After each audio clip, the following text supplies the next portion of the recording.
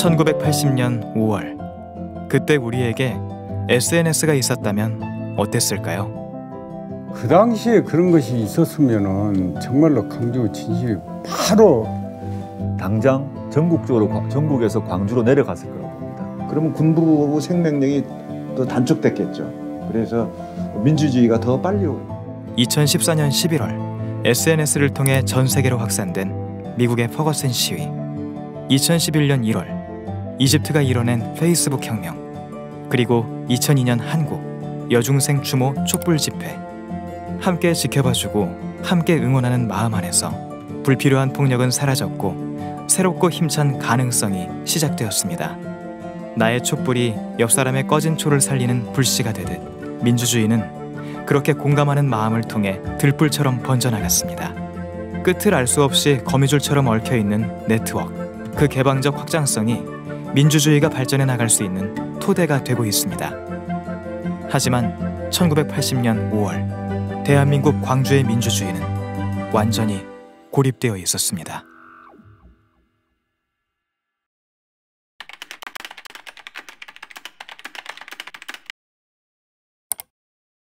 피로 물든 역사가 지나가고 그 자리에 자유라는 꽃이 피어났습니다. 쾌적한 환경, 자유로운 분위기, 소중한 권리를 지켜주는 법과 제도. 그 모든 것들의 틈 사이사이 아직 마르지 않은 이전 세대들의 핏방울들이 스며있죠. 5.18 민주화 운동은 한국 민주주의와 자유를 활짝 꽃피우게 한 가장 중요한 사건이었습니다. 5.18은 현행 법률과 판례에 따라서 민주화 운동으로 명백히 규정되어 있습니다. 우리나라 대법원에 의해서 반복적으로 확인된 것이다. 5.18은 폭동이나 내란이나 간첩 이런 게 아니라 민주화 운동의 중심적 사건으로 규정되어 있습니다. 광주는 그만큼 우리 모두를 거듭나게 하는 5.18은 새로운 역사를 여는 결정적인 계기였다고 생각합니다. 2011년 5.18 민주화 운동의 기록물들이 한국 현대사 최초로 유네스코 세계기록유산으로 등재되었습니다. 5.18 민주화 운동에서 나타난 인류의 보편적 가치인 인권, 민주, 평화의 정신이 전 세계의 모든 사람들과 공유되고 계승돼야 한다는 의미입니다. 세계기록유산 하면 수천 년, 수백 년 되는 그런 기록물만 생각했고 조선왕조실록이라든지 팔만대장경이라든지 전통시대의 문서들만 등재됐었습니다. 천안문 상황이 발생하게 된 그 역사적 배경을 이야기할 때 5.18 민주화운동이 많은 영향을 미쳤다는 지식인들의 지적, 필리핀이라든지 버마, 태국, 인도네시아 이런 민주화운동에 5.18이 많은 영향을 미쳤다는 그 내용들을 쭉 정리를 했더니 바로 그 심사위원들이 그 부분을 대단히 중요하게 판단하는 근거가 된 것 같고요. 우리 대한민국이 우리 기준은 아직 부족한 게 많지만 아시아 전체를 보게 되면 대한민국이 민주화에 어떻게 보면 선봉격에 있습니다. 거기서 광주가 핵심이라는 걸 다 알아요. 그래서 전 아시아권에서 광주에 와서 배우려고 합니다. 세계인들의 뚜렷한 지지에도 불구하고 한국에는 5.18 민주화 운동에 대한 왜곡된 인식이 여전히 남아 있습니다. 1980년 당시 신군부의 언론 통제와 왜곡, 신군부는 광주 상황이 북한 간첩단의 소행이었다고 거짓으로 보도했고 계엄군의 폭력은 은폐하고 시민들의 폭력적인 모습만 강조했습니다. 왜곡된 보도 내용은 35년이 흐른 지금도 일부 국민들의 머릿속에 남아 있습니다. 신군부가 계획적으로 전파한 5.18에 대한 부정적인 첫인상은 오늘날 지역적, 정치적 갈등의 요소로 남아 희생자들을 괴롭힙니다. 어떻게 사람을 갖고 택배네, 일광역을 하네. 썩은 홍이다 피기를 해서 썩었어. 응? 오미 그럴 안 해도 그냥 기가 막히고 그냥 저기런데 그런 소리를 들을 거 같고 난 맨날 며칠 잠을 못 자고 밥을 못 먹고 기가 칸 막혀버려 갖고. 응? 유족들을 가장 외롭게 하는 것은 사람들의 무관심과 무지였습니다. 몰라도 너무 모르지요. 너무 모르고 우리 지역에서만 알지 다른 데서는 모르잖아요. 1980년 5월 당시에도 다른 도시의 사람들은 광주의 진실에 대해서 전혀 알지 못했습니다. 신군부에 의해 시외 전화가 두절되었고 광주로 들어오는 모든 육로도 완전히 차단됐기 때문입니다. 그 발포가 이루어졌던 그때쯤에서야 서울서는 뉴스가 나왔죠, 처음. 뭐 뉴스 내용은 시민들의 폭도 뭐 이렇게 돼가지고 나왔고, 우리 광주 바깥에서는 무슨 일이 일어나고 있는 건지, 여기서는 이 난리가 일어나고 있는데, 이 엄청난 일이 일어나고 있는데 바깥에서는 도대체 무슨 일이 일어나는지 어떻게 설마 모르겠는가, 그렇게 생각해. 당연히. 근데 그때 단절 상황이 얼마나 심각했냐면은 밖에 나갈 수도 없고 들어올 수도 없고, 보이면은 다 쐈으니까. 그러니까 살아서 나간 사람이나 들어온 사람들은 결국은 이제 어떻게 힘들게 산속으로 이렇게 들어온 사람들이거나 나간 사람들이. 그래서 내가 서울 가니까 광주 사실을 아무도 모르는 거예요. 신문에 안 났기 때문에 모르는 거예요. 그때까지도. 중앙일보 많은 기자들이 나를 둘러싸더라고요. 광주 사실을 이야기해달라고. 그런데 1시간을 광주 진실을 이야기했어요. 거기서. 그랬더니 그 사람들이 놀래더라고요. 사실 그랬네요. 1960년 4.19 혁명이 일어난 이듬해 정권을 차지한 군부의 중심에 박정희 전 대통령이 있었습니다. 삼선 개헌, 유신 헌법, 긴급 조치, 폭압성을 더해가던 그의 독재에 시민들은 저항했고 1979년 10월 26일 박정희 정권은 부하 김재규의 총탄과 함께 막을 내렸습니다. 하지만 얼마 뒤 당시 중앙정보부장이었던 전두환을 중심으로 한 신군부의 12.12 군사 쿠데타는 민주화를 열망하던 전국의 대학생들을 1980년 5월 거리로 나오게 만들었습니다. 국민의 기대와 요구를 저버린 신군부의 계엄령 확대로 전남대학교 학생들은 정문 앞에서 시위를 시작했습니다. 5월 18일부터 27일까지 그 열흘간의 악몽은 그렇게 시작되었습니다.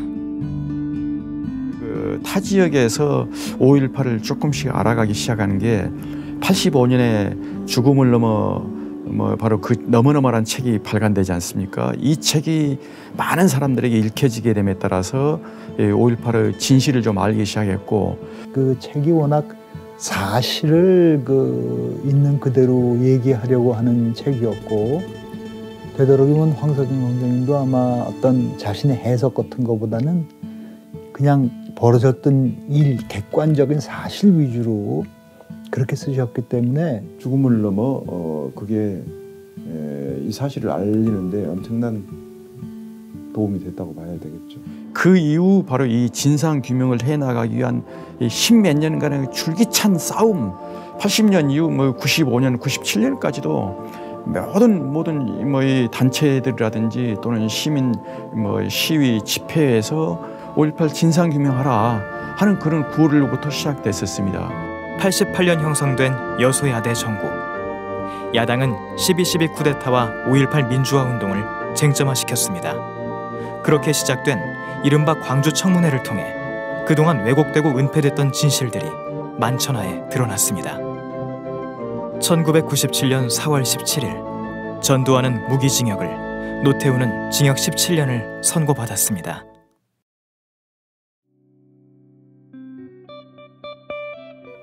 끝을 알 수 없었던 열흘간의 항쟁 동안 외부로부터 철저히 단절되고 고립되었던 이곳. 거짓말처럼 아무도 입을 열지 않았던 5년간의 침묵. 책임자가 처벌되기까지 걸린 17년의 세월. 5.18 민주화 운동의 역사는 침묵의 역사이자 왜곡의 역사였습니다. 하지만 아무도 이야기를 들어주지 않는 싸늘한 분위기 속에서 죽음을 코앞에 두고서도 마지막까지 도청을 지켰던 사람들이 있었습니다. 그 위대한 항쟁의 힘은 대한민국의 역사를 마침내 평화의 역사, 민주주의의 역사로 바꾸었습니다. 이제 우리가 기억하겠습니다.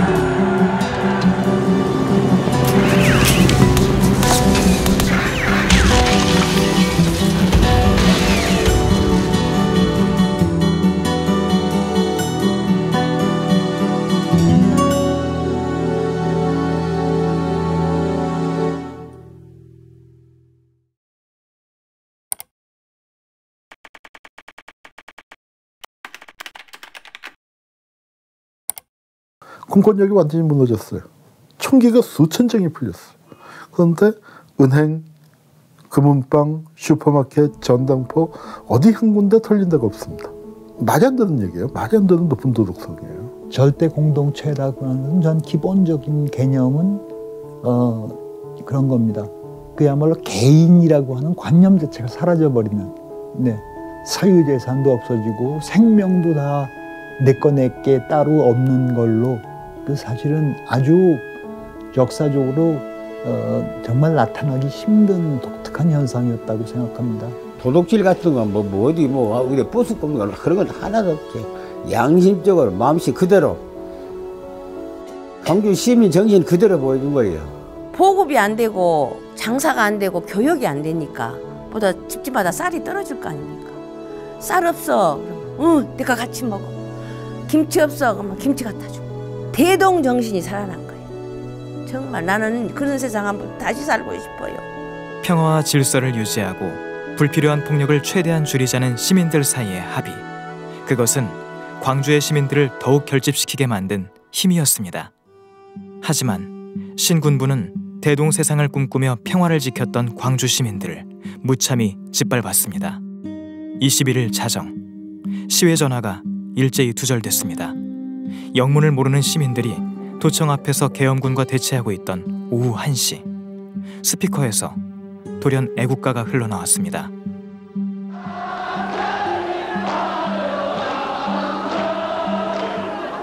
공수부대는 애국가를 배경으로 2만여 명의 시민들을 향해 집단 발포를 시작했습니다. 제가 광주 전남도청 지하실에 내려가서 쉬고 있었어요. 지하에 있는데 갑자기 애국가가 틀어지더라고. 그래서 내가 아니 왜 갑자기 무슨 방송이 나오나 난 이상하게 생각을 했던 거예요. 근데 야중에 들어보니까 애국가를 틀면서 사격을 했다고 그러더라고요. 계엄군들 사이에 들어갔었습니다, 제가. 근데 12시는 넘었고 1시는 못했었습니다. 그때 참호 대위, 아주 잘생긴 대위였습니다. 참호 대위가 야 통신병 이 발포 명령 어떻게 된 거야 막 다그치는 소리를 들었거든요. 근데 통신병이 아직 발포 명령이 없습니다. 그런 게. 그러다 한 10분 후에 발포 명령입니다. 그래야 그 순간에 이제 총으로 갈게 되고 막 그랬죠. 춘태여고 3학년생이 이제 막 시민 여러분 지금 병원에서 피가 부족해서 이렇게 환자들이 죽어가고 있으니까 이 헌혈을 해야 된다고 그렇게 이제 막 방송을 하니까 공부를 하고 있다가 나도 피라도 가서 정말로 이제 헌혈을 해야 되겠다 하고 기독병원에 왔었어요. 그 머리 양 딱 따고 그렇게 왔네. 지금도 눈에가 선합니다. 근데 그 애가 수혈을 하고 이제 간 거예요. 갔는데 한 40분 불과 하여튼 금방 간 것 같은 느낌이었었는데 걔가 죽어가고 돌아온 거예요.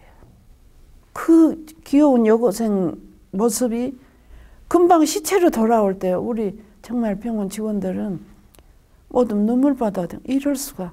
이건 정말 전인공노할 일이다.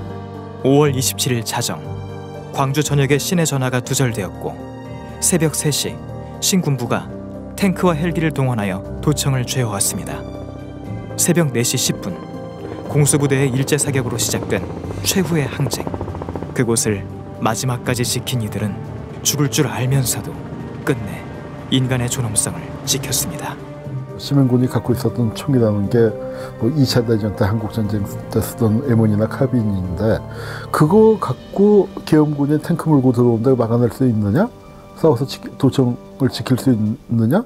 그건 말도 안 되는 얘기거든요. 그러니까 뭐 진다는 거 뻔히 다 알았죠. 뻔히 다 알았는데 왜 그 사람들이 거기 남았겠는가? 생명보다 더 중요한 게 인간의 그 존엄성이라고 하는 것, 인간이라고 하는 존재로서의 그 어떤 가치, 그게 사실은 생명보다 더 중요한 거고 그걸 지키려고 했던 거라고 생각합니다. 깨끗이 씻고 죽어야 천당에 간다고 하더라고요. 그래서 옷 갈아입고 이모님한테 저 주민등록증 넣고 가니까 아버지한테 내가 시체라도 가져가라고 하시고 지금 이렇게 살아있을 거라는 상상도 안 하고 도청에서 26일 저녁에 밥을 먹으면서 내가 이 세상에서 이 밥을 지금 마지막 차 먹는구나 그렇게 생각했거든요. 근데 지금 이렇게 살아있네요. 아이고 목이 메일라. 내가 오늘 저녁에 여기서 죽음으로서 강주 시민 아니면 내가 형제가 더 많은 사람이 살 수 있겠구나 하는 그런 생각 맞았지. 내가 뭐 누가 명망가도 아니고. 한국 민주주의를 진짜로 지키는 사람들이 이 사람들이죠. 민주주의가 무엇이냐 그걸 알지는 못했지만 온몸으로 지키는, 권력 갖고 돈 갖고 지위 있고 그런 놈들은 못하는 그런 걸 우리가 갖고 있구나 하는 그 시민으로서의 건강한 자부심, 그 원천으로서의 광주. 난 그 얘기를 좀 할 수 있었으면 좋겠습니다. 민주공화국 대한민국을 지탱한 두 개의 축이 무엇일까를 생각하면 한편으로는 권위주의, 가까이는 권위주의 정권으로부터의 결별인 것이고 하나는 식민지로부터의 해방인 것이거든요. 이걸 잇는 민족은 나라는 희망이 없는 거죠. 우리가 누리고 있는 자유와 권리가 그 5.18 민주화 운동을 일으키고 희생됐던 사람 덕분이란 것을 잊으면 안 된다. 그게 바로 역사다. 역사라는 게 하나의 우리 사건이라고 말하고 하는 것이 총성이 들리고 총성이 그칠 때까지 그것이 어떤 하나의 사건으로 끝인 건가? 하나의 사건이라고 하는 것은 마치 하나의 씨앗이 던져진 것처럼 끝이 아니다. 남죠. 그것이 여전히 우리의 삶 안에 들어와 있고 우리의 지금 현재의 지금의 우리의 삶을 어떤 조건들을 영향을 미치고 있고 그런 거예요.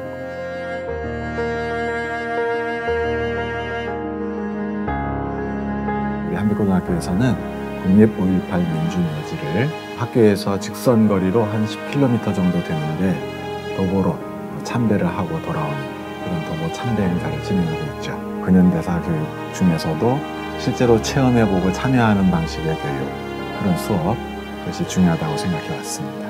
교과서나 책으로만 이렇게 보고 듣고 하다가 직접 5.18 민주묘지 가서 묵념도 들여보고 그리고 비석에 새겨진 글들도 읽고 하니까 이 사건이 얼마나 의미 있고 중요한 사건이고 그리고 얼마나 슬픈 사연이 있는 사건인지 그런 것도 확실하게 느끼게 되었고 우리 대한민국 모든 그 청소년들이 그냥 시험을 위해서 이 사건을 공부하고 알고 하는 게 아니라 좀 더 확실하게 알고 의미 있게 받아들였으면 좋겠다는 생각을 했어요. 피와 통곡의 역사 위에 피어난 꽃, 자유. 그 자유가 우리에게 묻습니다. 당신은 현재만을 사는 사람입니까? 아니면 과거를 기억하는 사람입니까?